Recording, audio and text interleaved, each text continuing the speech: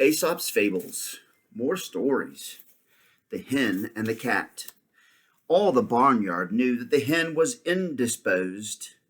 So one day the cat decided to pay her a visit of condolence. Indisposed means she was sick or whatever.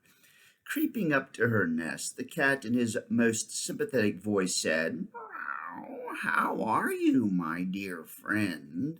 I was so sorry to hear of your illness.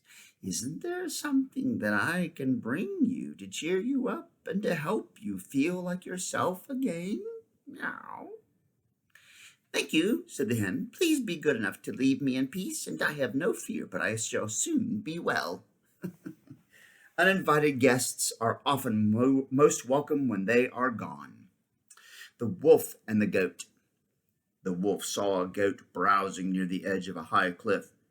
"My friend, my dear friend," he cried in his most sympathetic voice, "aren't you afraid you will get dizzy and fall and hurt yourself?" But the goat went on feeding. The wolf tried again. "Isn't it terribly windy up there, so high with no shelter at all?" But the goat went on plucking grass.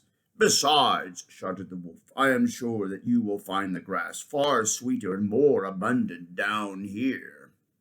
Then the goat replied, "Are you quite sure, friend wolf, that it is my dinner you are so solicitous about, and not your own?"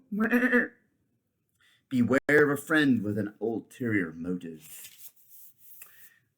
The Farthing rushlight. Farthing rushlight must be a type of bird. In olden times, people lighted their homes with lamps in which the pith of rushes served as wicks.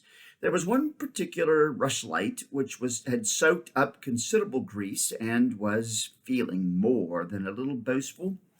One evening it announced before a large company that it could outshine the sun, the moon, and the stars. At that very moment, a puff of wind came and blew it out.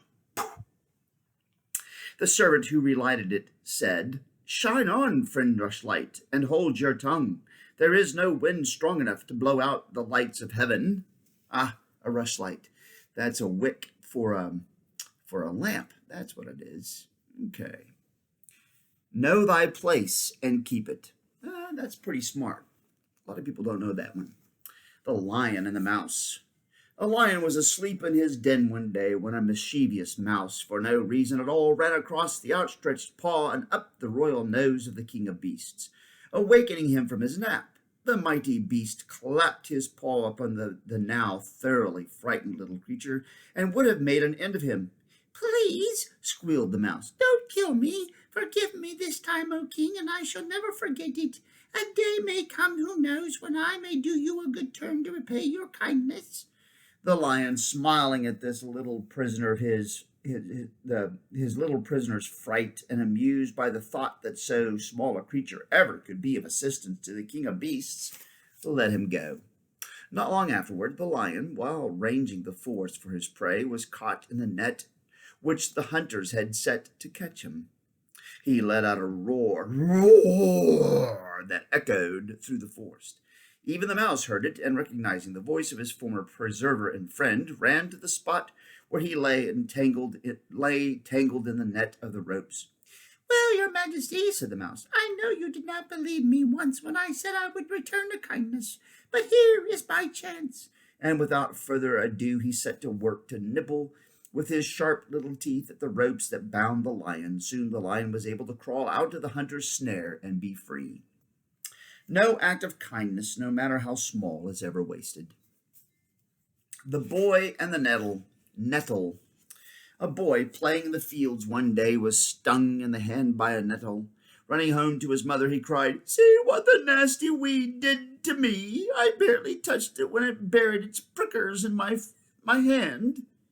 "It was because you touched it lightly," replied the boy's mother, "that it stung you. The next time, dear son, that you play with a nettle, grasp it tightly. It will do you no harm. Do boldly what you do at all." Interesting. Well, that's it for Aesop's Fables for tonight. More later. Bye.